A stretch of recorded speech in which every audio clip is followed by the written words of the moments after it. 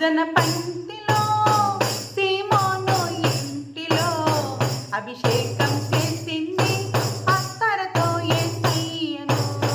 కన్నీళ్లతో పాదాలు తుడిచింది, తన కురులతో పాదాలు తుడిచింది. సువాసన సువాసన ఇల్లంత సువాసన, ఆరాధన దైవ ఆరాధన ఆత్మీయ ఆలాపన.